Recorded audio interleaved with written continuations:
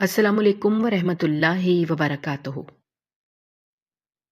शौहर ने मुझे तलाक दे दी क्योंकि मैं पढ़ी लिखी नहीं थी। मैंने रो रो कर कहा कि मेरे बच्चों का क्या होगा, मगर उसने मुझे घर से निकाल दिया। मैं लोगों के घरों में बर्तन धोने लगी, बच्चों को पढ़ाया लिखाया। आज मेरा बेटा जज बन गया। अदालत में पहला केस आया तो कटहरे में एक बूढ़ा शख्स खड़ा था जिस पर चोरी का इल्जाम था। बेटे ने जैसे ही मुलजिम से नाम पूछा और सर उठाकर देखा तो कलम हाथ से गिर गया, क्योंकि कटहरे में खड़ा वो चोर उसका। मेरा नाम समाविया है। मैं बहुत ही ज्यादा खूबसूरत थी, लेकिन पढ़ी लिखी नहीं थी। इसी खूबसूरती की बुनियाद पर मेरी शादी हो गई। मेरे शौहर का नाम नवाज था और उसे पढ़ी लिखी लड़कियां बहुत पसंद थी। उसने मुझे पहली ही रात कहा कि तुम तो शक्ल से ही पढ़ी लिखी लगती हो। तो मैं चुप हो गई। मैं कुछ नहीं बोली। मेरे लिए वो घड़ी अजीब सी थी, क्योंकि मैं जानती थी कि मैं पढ़ लिख नहीं सकती, मगर वो मुझे पढ़ा लिखा समझ रहा था। मैंने खामोशी को ही बेहतर समझा और यूं उसके साथ मेरी जिंदगी शुरू हो गई। शादी के पहले महीने में वही मोहब्बत के दिन थे जिनमें मियाँ बीवी एक दूसरे का हाथ थाम कर दुनिया को भूल जाते हैं। वो हर वक्त मेरा ख्याल रखता था। उसकी बातों में नरमी होती थी, उसके लहजे में प्यार होता था, और मुझे लगता था कि शायद हम हमेशा ऐसे ही रहेंगे। जब दूसरा महीना शुरू हुआ तो मैंने उसको औलाद की खुशखबरी भी सुना दी। वो खुश हुआ और मुझे अपने सामने बिठाकर मेरी पेशानी पर हाथ रखकर कहने लगा, अब तुम अपना बहुत ख्याल रखना। मुझे ऐसा लगा जैसे मेरी दुनिया मुकम्मल हो रही हो। एक दिन मैं अपने शौहर के कपड़े धो रही थी। उसकी जेब से कोई कागज निकला। मैंने उसे उठाया तो दिल में ख्याल आया, ये शायद कोई अहम चीज है। मैंने पूरा दिन उस कागज को हिफाजत से रखा हुआ कि कहीं गुम ना हो जाए। मुझे पढ़ना तो नहीं आता था, लेकिन मैं उसकी हर चीज को अहम समझती थी। शाम को जब वो घर आया तो मैंने वो कागज उसे देते हुए कहा, ये आपके कपड़ों में था। मैंने सोचा शायद जरूरी हो। उसने कागज लेते हुए मुस्कुराकर कहा, यही तो पढ़ी लिखी बीवी का फायदा होता है। अगर कोई अनपढ़ औरत होती तो शायद इसे फेंक देती। उसे पता ही ना चलता कि ये जरूरी है या नहीं। जब उसने कागज खोला तो उसकी आंखों में अजीब सी हैरत आई। उसने एक नजर मेरी तरफ देखा और बोला, ये तो फालतू सा इश्तिहार है, किसी ने रास्ते में पकड़ा दिया होगा। मेरा जरूरी कागज नहीं है। फिर तुमने क्यों कहा कि जरूरी है? मैंने घबरा कर कहा कि मुझे लगा आपका है। उसने फौरन पूछा कि लगा क्यों? ऊपर लिखा हुआ है, पढ़ नहीं सकती थी। उसकी ये बात मेरे दिल पर तीर की तरह लगी। मैं सहम गई, क्योंकि हकीकत यही थी कि मैं पढ़ नहीं सकती थी। मैंने हिचकिचाते हुए कहा, मैंने पढ़ा ही नहीं, मुझे पढ़ना नहीं आता। वो चौंक गया। उसके चेहरे पर हैरत और गुस्से का मिला जुला असर था। उसने सख्त आवाज में कहा कि क्यों नहीं आता? तुम्हारे माँ बाप ने तो कहा था तुमने ग्रेजुएशन की हुई है। उस लम्हे मेरा दिल दहल गया। मैं उसे क्या बताती? ये सब झूठ था। माँ बाप ने रिश्ता करवाने के लिए सिर्फ उसकी पसंद का ख्याल रखते हुए मुझे पढ़ा लिखा बना दिया था। मैंने किसी तरह बात बदल दी, किसी तरह उस लम्हे से निकलने की कोशिश की, लेकिन मेरे दिल में एक खौफ बैठ गया। ऐसा महसूस हुआ कि मेरे शौहर को किसी न किसी दिन ये सब पता चल जाएगा और सच सामने आने पर मेरा एतमाद भी टूट जाएगा, और शायद उसका भी। एक दिन मेरी सास भी मुझे कहने लगी, अगर तुमने नौकरी करनी हो तो तुम कर सकती हो। मैंने कहा कि अब कैसे नौकरी करूंगी, मैं तो मां बनने वाली हूं। तो कहने लगी, तो क्या हुआ? जिन औरतों के बच्चे होते हैं क्या वो नौकरी नहीं करती? मुझे तो अच्छा लगेगा कि तुम अगर मेरे बेटे का साथ दोगी। मेरा बेटा जरा आसानी में आ जाएगा और फिर घर में काम ही कितने हैं, मिलजुल कर कर लिया करेंगे। मैं क्या बोलती, अनपढ़ को क्या, कि यह नौकरी मिलनी थी, क्योंकि वैसे भी वो कह रही थी कि करीब एक नया स्कूल बना है, वहां पे टीचर्स की जरूरत है, तो वहां जाओ तो तुम्हें नौकरी मिल जाएगी। यहां से करीब है, पैदल चलकर भी जा सकती हो। آنے جانے کا بھی مسئلہ نہیں ہوگا۔ میں نے جھوٹ بول دیا کہ وہ نواز کو پسند نہیں ہے میرا نوکری کرنا، تو میری ساس نے مجھے 2 پل دیکھا اور پھر کہا، وہ میرا بیٹا ہے، میں اس کو اچھی طرح جانتی ہوں۔ اگر تمہیں خود نوکری کرنا پسند نہیں ہے تو وہ الگ بات ہے، تم تو کوئی اور جھوٹ بول دیتی تو بہتر تھا، کیونکہ وہ تو ہمیشہ سے یہ کہتا تھا کہ میں اپنی بیوی سے نوکری کرواؤں گا، بلکہ وہ ابھی بھی کہہ رہا تھا کہ بچہ پیدا ہونے کے بعد بچہ آپ سنبھالنا، میری بیوی پڑھی لکھی ہے، وہ نوکری کرے گی، اور تم کہہ رہی ہو کہ اس کو پسند نہیں ہے۔ میں شرمندہ ہو گئی، لیکن ساس نے دوبارہ اس موضوع پر کوئی بات نہیں کی۔ میری ایک نند بھی تھی، وہ بھی اسکول میں ہی پڑھاتی تھی، اور کسی زمانے میں میری ساس بھی گھر میں بچوں کو ٹیوشن پڑھایا کرتی تھی۔ یہ سبھی لوگ پڑھے لکھے تھے، اس لیے شاید ان کو تعلیم کی بہت قدر تھی۔ ایک دن تو ایک عورت بھی آ گئی تھی اپنا بچہ لے کر، کہنے لگی، آپ کی بیٹی پڑھی لکھی ہے تو میرے بچے کو ٹیوشن پڑھا دے۔ مجھے تو خود پڑھنا لکھنا نہیں آتا۔ پہلے میری ساس نے اس کو لیکچر دیا کہ آج تم خود پڑھی لکھی ہوتی تو اپنے بچے کو خود پڑھا سکتی تھی، نہ تمہارے پیسے لگتے، نہ تمہیں بچہ کہیں اور بھیجنا پڑتا۔ وہ کہنے لگی کہ آپ مدد کریں۔ ماں نے کہا، میری بیٹی تو گھر میں ٹیوشن نہیں پڑھا سکتی، اسکول میں ہی اتنی تھکتی ہوئی آتی ہے بیچاری کہ اس کے اپنے کام رہ جاتے ہیں۔ ویسے بھی اب میں اس کا بھی رشتہ تلاش کرنے کے لیے کوشش کر رہی ہوں۔ کہنے لگی، پھر اپنی بہو سے کہہ دیں میرے بچے کو پڑھا دیا کرے، بس ایک ہی تو بچہ ہے، 3000 روپے دے دیا کروں گی میں مہینے کے، اس کا بھی ٹائم گزر جائے گا۔ میری ساس نے کہا، ہاں یہ بات اچھی کی تم نے، لیکن جب میری ساس نے مجھ سے بات کی تو میں نے صاف انکار کر دیا، وہ بھی اس عورت کے سامنے۔ اب مجھے کیا پتا تھا کہ یہ عورت میری ساس کی اچھی دوست تھی، بلکہ ہمسائے بھی تھی۔ وہ کہنے لگی کہ آپ کی بہو تو منہ پر ہی جواب دے کر چلی گئی، میں جواب نہ دیتی تو کیا کرتی؟ جو کام مجھے آتا ہی نہیں تھا اس کے لیے میں حامی کیسے بھر سکتی تھی؟ میری ساس کو برا لگا، انہوں نے یہ بات میرے شوہر کو بھی بتا دی، لیکن یہ شکر ہے کہ میرے شوہر نے غصہ نہیں کیا، بلکہ اس نے کہا کہ میں نے نہیں اسے یہ ٹیوشن والے کام کروانے، 20 بچوں کو 500 1000 یا 2000 کے لیے پڑھانا بہت مشکل کام ہوتا ہے۔ میں نے تو کچھ اور سوچا ہوا ہے، پتہ نہیں اس نے کیا سوچا ہوا تھا، لیکن شکر ہے کہ اس نے میرا ساتھ دیا، تو یہ معاملہ تو یہیں پر ختم ہو گیا۔ لیکن ایک جھوٹ کے سہارے میں کب تک بچتی پھرتی؟ ایک نہ ایک دن یہ جھوٹ سامنے آنا ہی تھا۔ پتہ نہیں میرے ماں باپ نے جھوٹ بولا کیوں تھا۔ بابا نے ماما سے کہا تھا کہ رشتہ بہت اچھا ہے، لوگ بہت اچھے ہیں، چھوٹی سی فیملی ہے، جھوٹ بول دیتے ہیں۔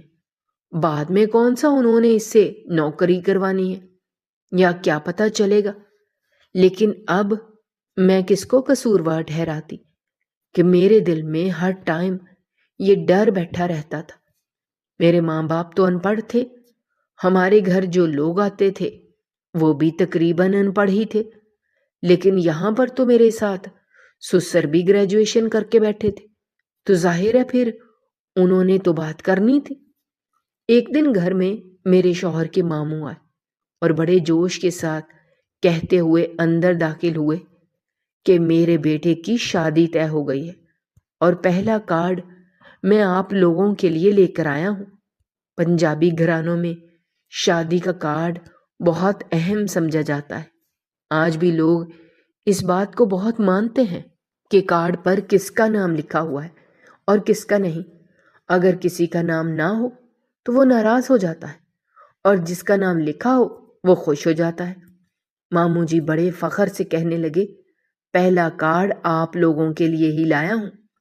پھر انہوں نے میری طرف اشارہ کرتے ہوئے کہا، یہ کارڈ میری بیٹی پڑھے گی۔ ان کا مطلب میری طرف تھا۔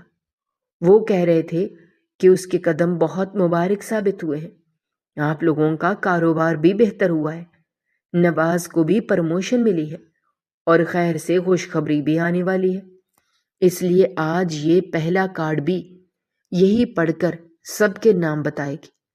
میرا شوہر بھی سامنے بیٹھا تھا اور وہ بھی خوش تھا، بڑے فخر سے کہنے لگا کہ ہاں، میری بیوی پڑھے گی تو سب اچھا لگے گا۔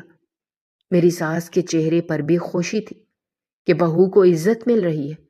میں خود بھی دل ہی دل میں خوش تھی کہ مجھے اتنی اہمیت دی جا رہی ہے، مگر میرے دل میں ایک خوف سا بیٹھ گیا تھا کہ میں پڑھ نہیں سکتی تھی، جبکہ سب سمجھ رہے تھے کہ میں پڑھ لوں گی۔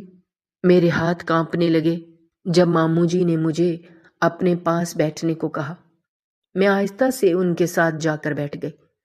انہوں نے میرے ہاتھ میں کارڈ تھمایا اور کہنے لگے، لو بیٹا، پڑھو اسے اور سب کو بتاؤ کیا لکھا ہے۔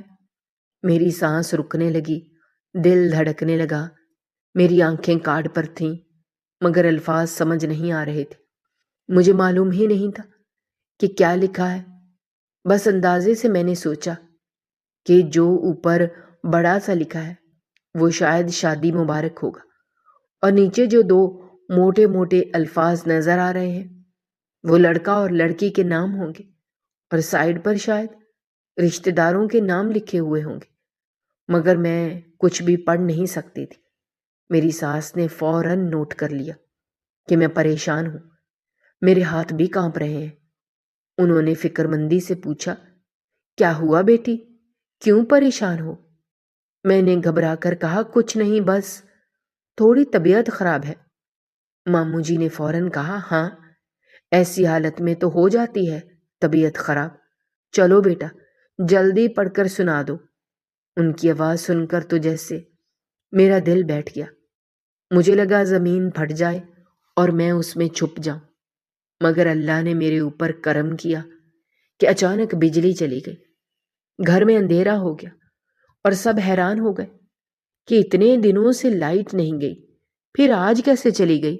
اندھیرے میں پڑھنا ممکن ہی نہیں تھا۔ سب نے کہا، چلو خیر ہے، لائٹ صبح آ جائے گی۔ ماموں جی کارڈ دے کر چلے گئے، مگر میں سمجھ رہی تھی کہ میرے شوہر نے میری حالت دیکھ کر کچھ محسوس کیا ہے، جیسے اسے شک ہو گیا تھا کہ شاید میں پڑھ نہیں سکتی۔ کچھ دن بعد ایک دن اس نے مجھے اپنے پاس بٹھایا، اس کے ہاتھ میں ایک اخبار تھا۔ اس نے سخت لہجے میں کہا، ادھر آ کر بیٹھو اور مجھے بتاؤ کہ اس اخبار میں کیا لکھا ہوا ہے۔ میں ہچکچانے لگی، میرا دل گھبرا گیا۔ اس نے حیرت سے کہا، اس میں گھبرانے والی کیا بات ہے؟ اگر تمہیں پڑھنا آتا ہے تو پڑھ لو۔ میری ہمت جواب دے گئی اور میں نے آہستہ سے سچ بتا دیا کہ میں پڑھ نہیں سکتی۔ میں نے کہا کہ میرے گھر والوں نے جھوٹ بولا تھا، مجھے تو دوسری جماعت کے بعد ہی پڑھائی سے اٹھا لیا گیا تھا، گھر میں کام کرنے والا کوئی نہیں تھا، ماں پہلے ہی پریشان تھی، پھر چھوٹی بہن پیدا ہونے والی تھی، اس لیے میری پڑھائی رک گئی تھی۔ میں سب کہہ کر رونے لگی۔ میرا شوہر حیران پریشان میری طرف دیکھ رہا تھا۔ پھر اس نے غصے سے کہا کہ تو اس کا مطلب ہے کہ تمہارے گھر والوں نے مجھ سے جھوٹ بولا۔ میں نے آنسوؤں میں بھیگی ہوئی آواز میں کہا، ہاں، جھوٹ بولا ہے۔ اپنی بیٹی کا رشتہ کرنے کے لیے لوگ اکثر شادیوں میں جھوٹ بولتے ہیں۔ ہو سکتا ہے آپ کے ماں باپ نے بھی کچھ باتیں چھپائی ہوں، یہ ہمارے معاشرے میں عام ہے، مگر اس میں میرا کوئی قصور نہیں۔ میں نے کہا، میں پڑھی لکھی نہیں ہوں تو کیا ہوا؟ میرے ہاتھ پاؤں سلامت ہیں، میں آپ کی خدمت کر سکتی ہوں، میں آپ کے بچے کی ماں بننے والی ہوں، مجھے کیا چاہیے؟ مگر وہ سننے کو تیار نہ تھا۔ اس نے غصے میں کہا، میں نے تو ہمیشہ سوچا تھا کہ میری بیوی پڑھی لکھی ہوگی تو میرے ساتھ نوکری کرے گی، ہم دونوں مل کر نوکری پر جائیں گے۔ میں نے تو تمہارے لیے اپنے دفتر میں بات بھی کرنی شروع کر دی تھی، اب تم کیا کرو گی؟ تم تو گھر بیٹھ کر بھی کچھ نہیں کر سکتی، باہر کیا کرو گی؟ اس نے میری بات کا کوئی احترام نہیں کیا، وہ میرے ماں باپ کو برا بھلا کہنے لگا اور مجھ سے بحث جھگڑا کرتا رہا۔ اس رات ہم دونوں ایک دوسرے سے منہ پھیر کر سوئے۔ میں ساری رات روتی رہی، مجھے لگا واقعی جھوٹ کے پاؤں نہیں ہوتے، ایک نہ ایک دن جھوٹ پکڑا ہی جاتا ہے، اور میرا جھوٹ نہیں بلکہ میرے گھر والوں کا جھوٹ آج میری زندگی میں طوفان بن کر آ گیا تھا۔ اس کے بعد سے میرا شوہر مجھ سے دور دور رہنے لگا۔ وہ بار بار مجھے کہتا کہ پتہ نہیں اور کتنے جھوٹ بولے ہوں گے، پتہ نہیں کس چیز کے بارے میں بھی جھوٹ بولا ہوگا، تمہارے تو ماں باپ بھی جھوٹے ہیں، تم بھی جھوٹی ہو۔ میں اس کی باتیں سن کر اندر ہی اندر ٹوٹتی جا رہی تھی۔ اللہ نے مجھے بیٹے سے نوازا، میرا بیٹا پیدا ہوا تو میں بہت خوش ہوئی، لیکن اس خوشی میں بھی مجھے وہ عزت نہیں ملی جو ایک ماں بننے کے بعد ملنی چاہیے تھی۔ جھوٹ والی بات میری ساس تک بھی پہنچا دی گئی تھی، اور ان کو تو پہلے ہی موقع چاہیے تھا۔ وہ بھی اسی بات کو پکڑ کر روز مجھے باتیں سناتی تھی۔ زندگی جیسے تیسے چل رہی تھی، مگر ہر دن میرے لیے نئے زخم لے کر آتا تھا۔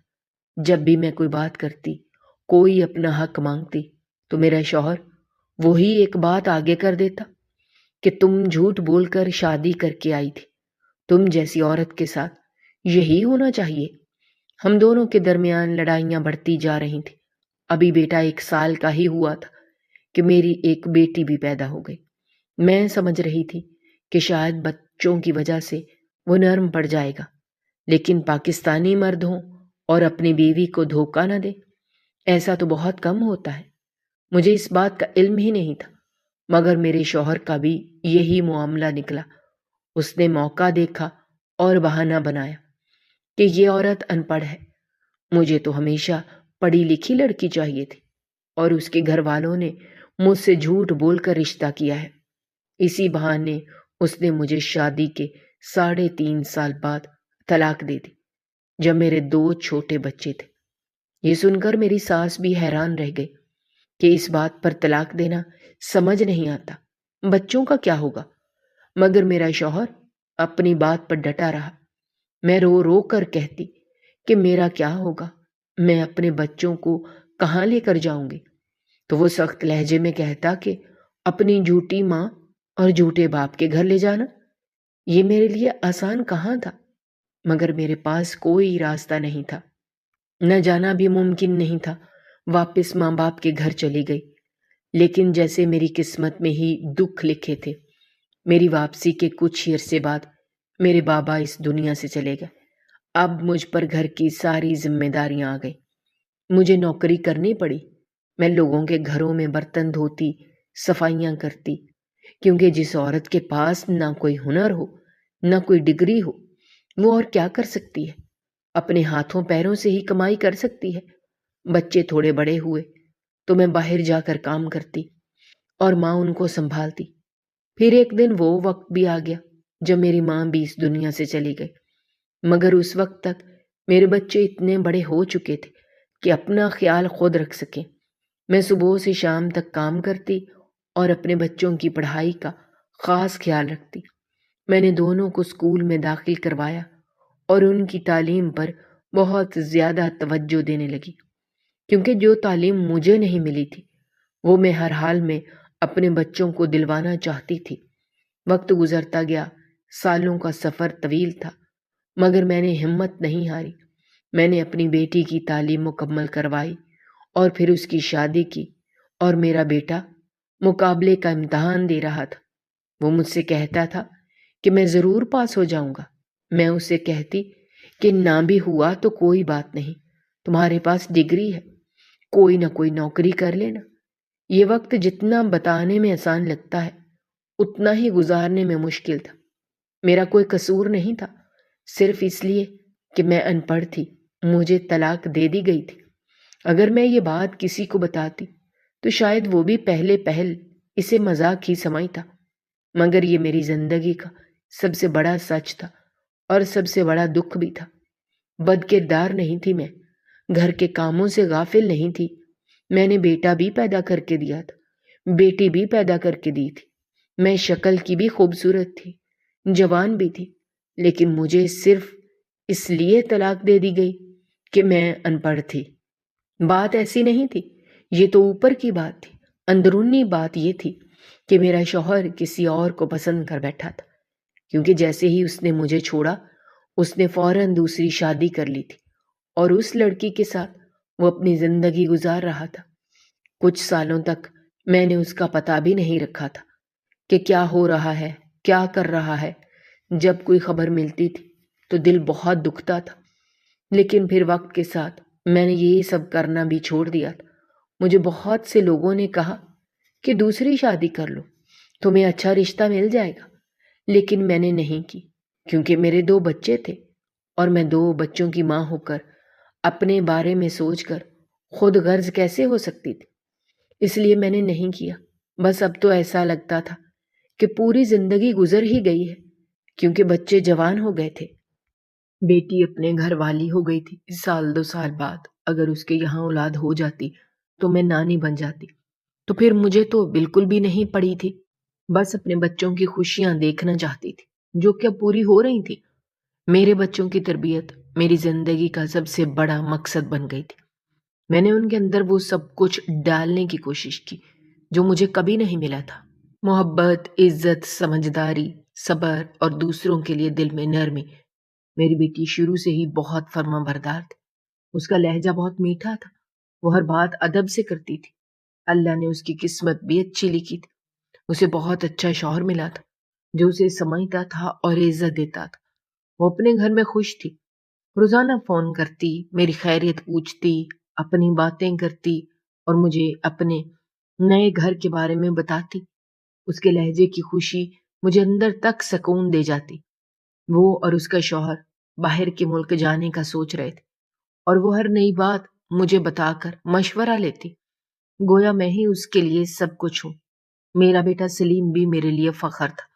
وہ شروع سے بہت سمجھدار تھا۔ پڑھائی میں ماں باپ کو دیکھ کر شاید وہ اور زیادہ سنجیدہ ہو گیا تھا۔ اسے معلوم تھا کہ اس کی تعلیم ہی اس کا راستہ بدلے گی۔ اس نے دل لگا کر پڑھائی کی، اتنی محنت کی کہ لوگوں نے بھی اس کو مثال کے طور پر پیش کرنا شروع کر دیا تھا۔ اسے ایک اچھی یونیورسٹی میں داخلہ ملا، وہاں بھی اس نے اتنی محنت کی کہ اسے اسکالرشپ مل گئی۔ اللہ نے اس کی محنت کو رنگ دکھایا تو اس کی پوری پڑھائی تقریباً مفت ہو گئی تھی۔ میں اسے دیکھ کر دل ہی دل میں خوش ہوتی تھی کہ میرا بیٹا کسی نعمت سے کم نہیں ہے۔ ان دنوں اس کا نتیجہ آنے والا تھا، وہ کافی پریشان رہتا تھا۔ میں ماں تھی، مجھے اس کی ہر فکر اس کے چہرے سے پڑ جاتی تھی۔ وہ میرے پاس بیٹھ کر کہتا، اگر میں فیل ہو گیا تو میں دوبارہ کوشش کروں گا ماں، مگر وہ یہ بات کہتے ہوئے بھی خود کو تسلی دیتا تھا۔ اس کے اندر ہلکی سی گھبراہٹ بھی تھی، مگر اس کے لہجے میں امید بھی ہوتی تھی۔ میں اسے کہتی تھی، پریشان نہ ہو، اگر دوبارہ کوشش کر سکتا ہے تو ضرور کرنا۔ وہ ہاں میں سر ہلاتا اور بتاتا تھا کہ پہلی دفعہ میں کوئی بھی آسانی سے پاس نہیں ہوتا، لیکن تجربہ ہو جاتا ہے اور میں یہ تجربہ استعمال کر کے اگلی بار بہتر کر لوں گا۔ میں اسے دیکھ کر سوچتی تھی یہ وہی بچہ ہے جس کا مستقبل کبھی مجھے دھندلا سا لگتا تھا، مگر آج وہ میرے سہارے کے برعکس خود مجھے سہارا بن رہا تھا اور وہ اپنے خوابوں کی طرف بڑھ رہا تھا۔ اور میں خاموشی سے اللہ کا شکر ادا کرتی تھی کہ میری زندگی کی ساری تھکن میرے بچوں کی کامیابیوں سے کم ہوتی جا رہی تھی۔ میں نے اپنے بچوں کو ان کے باپ کے بارے میں بتایا تھا، کیونکہ ظاہر سی بات ہے بچے باپ کے بارے میں سوال ضرور کرتے۔ میرے پاس تصویر تھی شادی کی جو میں نے ان کو دکھائی تھی اور ان کو ان کے باپ کے بارے میں سب کچھ بتایا تھا۔ یہ بھی بتایا تھا کہ مجھے کیوں چھوڑ دیا، لیکن زیادہ تفصیل نہیں بتائی تھی، کیونکہ میں نفرت نہیں ڈالنا چاہتی تھی ان کے دماغ میں۔ کبھی کبھی یہ بھی سوچتی تھی کہ بچوں سے ملوا لاؤں، لیکن وہ کوئی ایسا آدمی تھا جو اس نے پلٹ کر ہمارے بارے میں سوچا ہی نہیں، دیکھا ہی نہیں ہماری طرف۔ بچوں تک کی پرواہ نہیں تھی اس کو، اور جب اس کو پرواہ نہیں تھی تو پھر میں کیا کرتی؟ شادی ٹوٹے ہوئے کوئی 5.5 سال ہوئے تھے جب ایک دفعہ مجھے میری ساس کی کال ضرور آئی تھی۔ ان کا کہنا تھا کہ تم بری نہیں تھی، مجھے بچوں کی یاد آتی ہے، مجھ سے بچے ملوا جاؤ، لیکن اس گھر میں نہیں آنا۔ میں نے ان سے پوچھا تھا پھر کس گھر میں آؤں؟ انہوں نے کہا تھا میں تمہیں بتاؤں گی۔ پھر دوبارہ ان کی بھی کال نہیں آئی، اور ابھی مجھے یہ تو پتا تھا کہ وہ اس دنیا سے جا چکی تھی اور میری نند کی بھی شادی ہو گئی تھی۔ اس کے علاوہ میں نے کوئی خاص خبر نہیں رکھی ہوئی تھی۔ میرا بیٹا جب میٹرک کر چکا تھا تو اس کے بعد سے اس نے دوسری نوکری کرنی شروع کر دی تھی اور مجھے سختی سے منع کیا تھا کہ میں کسی کے گھر میں کام نہیں کروں گی، کیونکہ وہ مجھے کسی کے گھر نوکرانی کی طرح کام کرتے ہوئے نہیں دیکھ سکتا تھا۔ اس لیے تب سے میں گھر پہ ہی ہوتی تھی اور گھر کو ہی دیکھتی تھی۔ گھر ہمارا چھوٹا سا ہی تھا، لیکن ہم لوگ خوش تھے گھر میں۔ جب بیٹے کا رزلٹ آیا تو اس نے ہمیں ایک ایسی خبر سنائی جس نے ہماری زندگی کا نقشہ ہی بدل دیا۔ وہ خبر اچھی نہیں بلکہ بہت اچھی تھی۔ میرا بیٹا جج بن چکا تھا۔ یہ کوئی چھوٹی بات نہیں تھی، یہ اتنی بڑی کامیابی تھی کہ میں اپنے دل کی دھڑکن سن سکتی تھی۔ ایسا لگا جیسے زندگی کی تمام مشکلات ایک دم ختم ہو گئی ہوں اور ہم سب نے ایک ساتھ جیت حاصل کی ہو۔ بیٹے کو بھی اس کامیابی کی خبر کر دی گئی۔ وہ فوراً بھائی کو مبارکباد دینے آئی، مگر میرا بیٹا بولا پہلے سرکاری گھر ملنے دو، وہاں جا کر ہی سب خوشی کا حقیقی احساس ہوگا، اور گھر بھی دیکھ لینا۔ میں نے اس بات پر دل ہی دل میں خوشی محسوس کی۔ زندگی کی وہ یادیں میرے ذہن میں آئیں جب میرے پاس کچھ بھی نہیں تھا اور میں اپنے بچوں کو صرف 2 وقت کی روٹی کھلا پاتی تھی، لیکن آج سب کچھ ہمارے پاس تھا۔ گاڑی تھی، نوکر تھے، گھر تھا، پیسہ تھا، سب کچھ تھا۔ میری زندگی میں وہ سب کمی اور دکھ اچانک غائب ہو گئے اور میں نے محسوس کیا کہ اللہ نے میری زندگی کو پھر سے سجا دیا ہے۔ جب ہمیں سرکاری گھر ملا تو وہ واقعی بہت خوبصورت تھا۔ ہر کمرہ، ہر چیز بڑے ذوق اور ترتیب سے بنا ہوا تھا۔ میں اس وقت کھڑی ہو کر اپنے بچوں کو دیکھ رہی تھی اور دل ہی دل میں اللہ کا شکر ادا کر رہی تھی کہ یہ سب میرے لیے ممکن ہوا۔ اب میں ایک جج کی ماں تھی اور یہ احساس میری روح کو سکون دے رہا تھا۔ میں نے وہ وقت یاد کیا جب میرے پاس کچھ بھی نہیں تھا اور آج میرے بچوں کے ساتھ ہر چیز تھی۔ میں نے سوچا کہ یہ سب مشکلات کا صبر اور محنت کا نتیجہ ہے جو ہم نے برداشت کیا، اور آج ہم اس کا پھل حاصل کر رہے ہیں۔ کچھ سال گزرے اور اس دوران میرا بیٹا اپنے انصاف کے لیے مشہور ہونے لگا۔ لوگ آنے لگے کہ یہ جج انصاف میں انتہائی ایماندار اور انصاف پسند ہے۔ اس کے فیصلے ایسے تھے جو نہ صرف عام لوگ بلکہ تاریخ میں بھی یادگار بن گئے۔ ہر کیس میں اس کی سمجھداری اور انصاف کی مثال دی جانے لگی۔ لوگ اس کے نام کے ساتھ عزت اور احترام کے ساتھ بات کرتے اور میں دل ہی دل میں خوش ہوتی کہ یہ میرا بیٹا ہے جو نہ صرف زندگی میں کامیاب ہوا بلکہ اپنے اصولوں پر قائم رہ کر لوگوں کے دل بھی جیت رہا ہے۔ میں نے محسوس کیا کہ یہ خوشحالی اور کامیابی محض دولت یا گھر کی چیزیں نہیں بلکہ بچوں کی اچھی تربیت اور ان کے کردار کی پہچان ہے۔ میری زندگی میں یہ وہ لمحے تھے جب میں نے حقیقتاً محسوس کیا کہ مشکلات کے بعد کامیابی کتنی میٹھی لگتی ہے، اور میں اپنے بچوں کی کامیابی پر بے حد فخر محسوس کر رہی تھی۔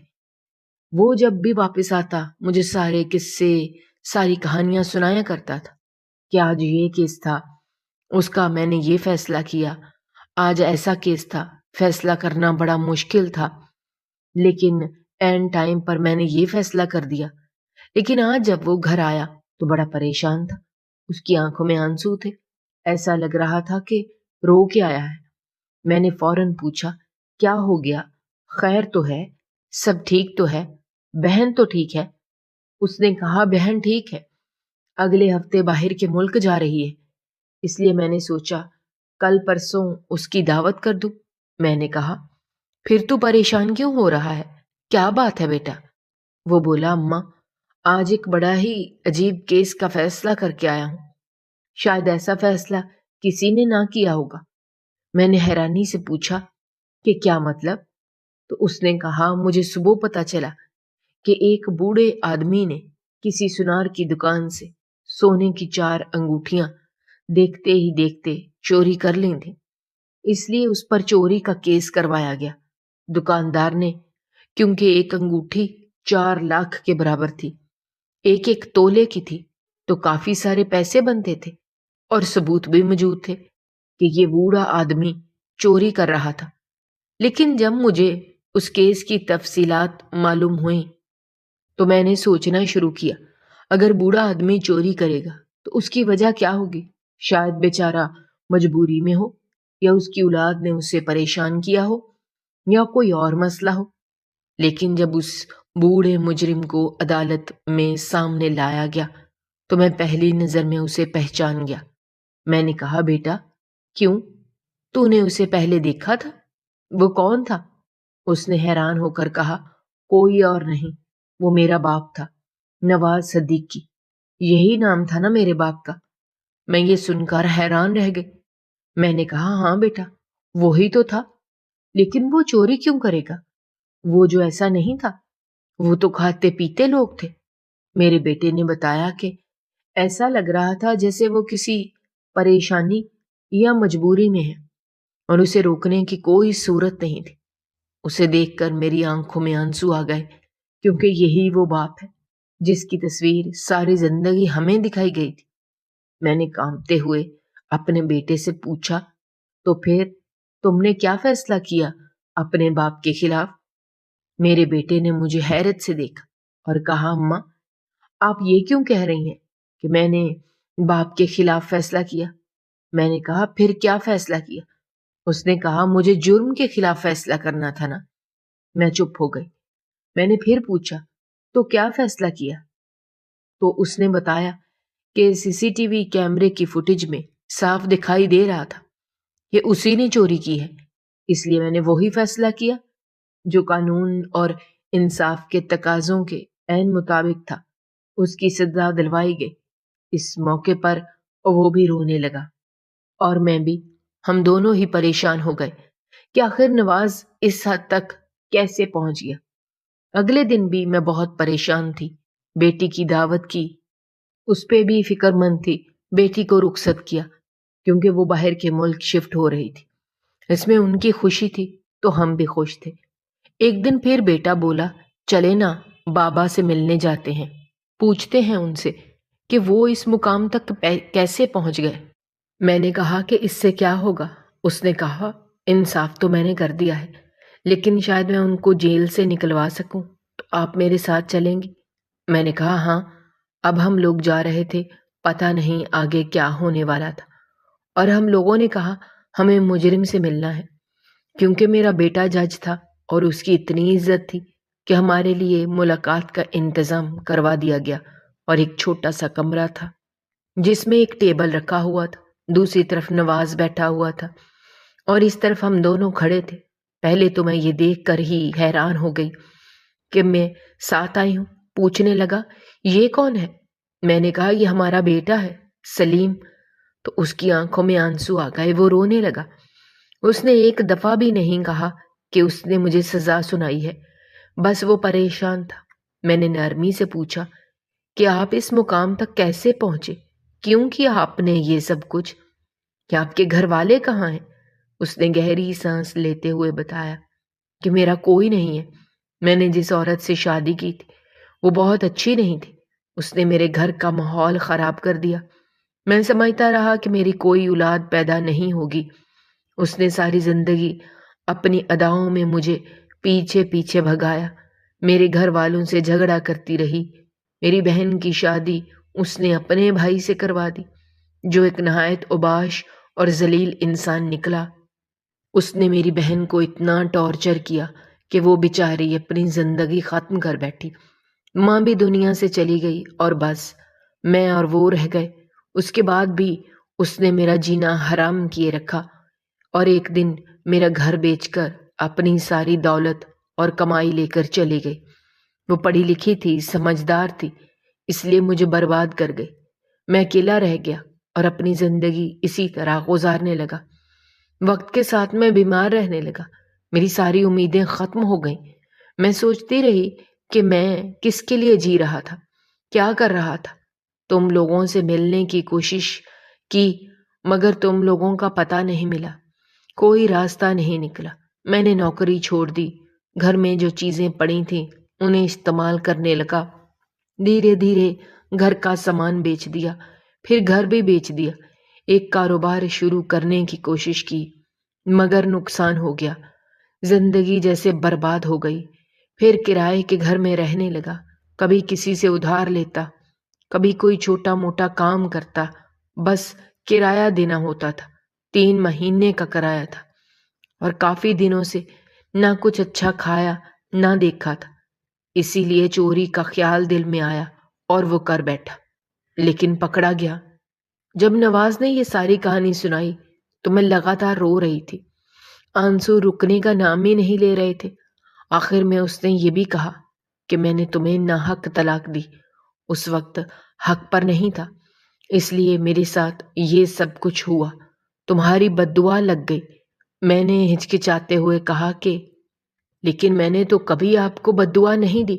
وہ بولا دی ہوتی تو شاید نہ لگتی، تمہارا صبر لگ گیا مجھے، لیکن یہ دیکھ کر خوشی ہوئی کہ تم ٹھیک ہو اور ہمارے بچے بھی ٹھیک ہیں۔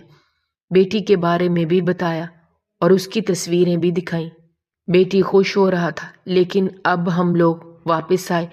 میں نے بیٹے سے پوچھا کہ ہم ان کو نکلوا سکتے ہیں؟ اس نے کہا ہاں، دوبارہ سے کیس ری اوپن ہو سکتا ہے، اور جن لوگوں نے کیس کیا ان کو پیسے دے دیے جائیں تو وہ اپنا کیس واپس لے لیں گے اور معافی نامہ لکھ دیں گے کہ ہم نے معاف کیا، تو معاملہ حل ہو سکتا ہے، کیونکہ یہ چوری کا معمولی سا کیس ہے، کوئی بڑا کیس نہیں ہے۔ میں نے کہا پھر نکلوا دو، تو میرا بیٹا مجھ سے پوچھنے لگا کیا آپ واقعی ایسا چاہتی ہیں؟ میں نے کہا ہاں، میں ایسا ہی چاہتی ہوں، اور میرے بیٹے نے ایسا ہی کیا کیونکہ اس کے کافی تعلقات تھے، لیکن میرے ساتھ نواز کا کوئی تعلق نہیں تھا اور نہ ہی بن سکتا تھا، بس ایک احساس کا تعلق تھا، وہ بھی شاید میری طرف سے ہی تھا، کیونکہ اس کے دل میں تو اب جیسے کچھ تھا ہی نہیں۔ عجیب سی حالت پیدا ہو گئی تھی، وہ جیسے بندہ عجیب سا ہو جاتا ہے، جیسے کوئی پرواہ ہی نہیں ہوتی، کچھ پتہ ہی نہیں ہوتا۔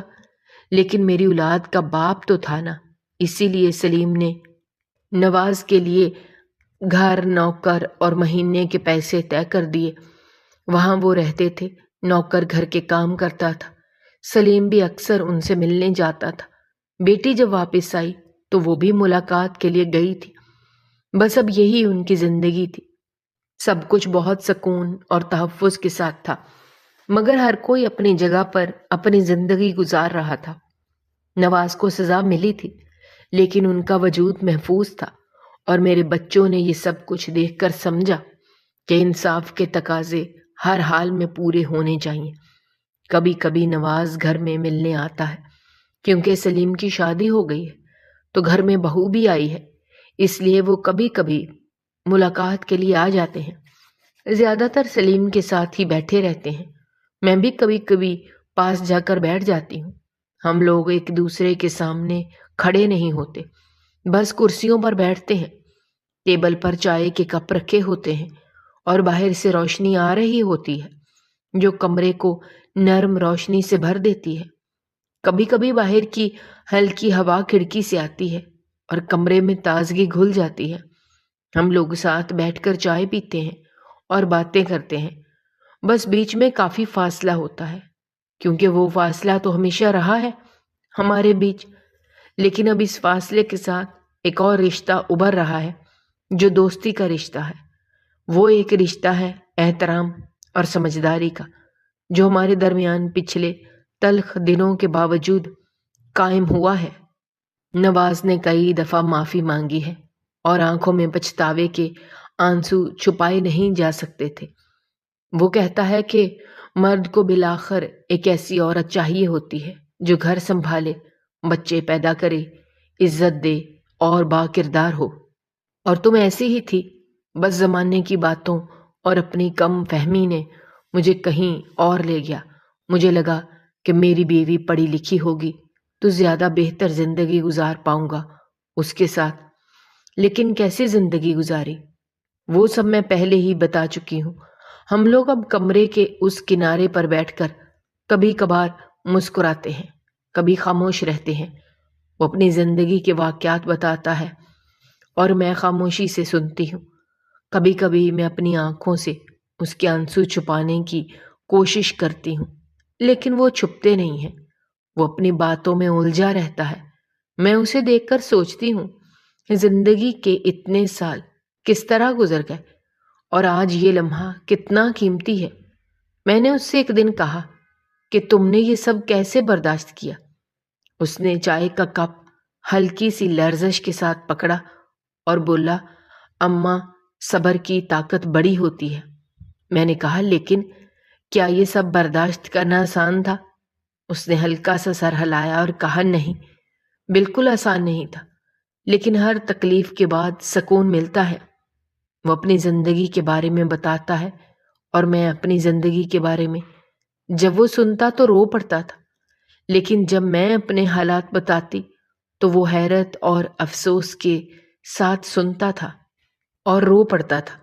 لیکن جب میں نے اسے بتایا کہ میں نے لوگوں کے گھروں میں کام کیا، ایک دن ایک عورت کے گھر میں پلیٹ ٹوٹ گئی، اس نے مجھے دھکا دیا اور میرا سر دیوار سے لگنے کی وجہ سے چوٹ آئی تھی، لیکن پھر بھی اگلے دن کام پر گئی تھی۔ اس کے قصے سنانے پر اس کی آنکھوں میں آنسو آ جاتے تھے، وہ حیرت اور افسوس میں ڈوب جاتا تھا، اور میں سوچتی کہ اگر میں نے صبر نہ کیا ہوتا تو آج یہ سب کچھ حاصل نہ ہوتا۔ کمرے میں چائے کے کپ سے اٹھتی بھاپ اور خوشبو ہماری گفتگو کو اور نرمی دے رہی تھی۔ کبھی کبھی سلیم بھی ہمارے قریب آ جاتا اور بیچ میں بیٹھ کر ہنسی مذاق کرتا۔ کبھی کبھار بہو آ کر ہمارے لیے مزید چائے لے آتی۔ وہ لمحہ گھر کے اندر سکون اور خوشی بھر دیتا۔ میں دیکھتی ہوں کہ نواز بھی کچھ لمحوں کے لیے پرانی تلخیوں کو بھول کر ہنس دیتا، اور میں محسوس کرتی ہوں کہ اس کے دل میں اب بھی انسانیت اور نرمی باقی ہے۔ میرا بیٹا آج بہت اچھی کمائی کر رہا تھا۔ ہمارے پاس گھر تھا، گاڑی تھی، پیسے تھے، خوشیاں تھیں۔ یہ سب کچھ صبر کے بعد حاصل ہوا ہے۔ اللہ دیتا ہے اور آزمانے کے لیے بھی دیتا ہے، ورنہ دے کے بھی آزمانا ضروری ہوتا ہے۔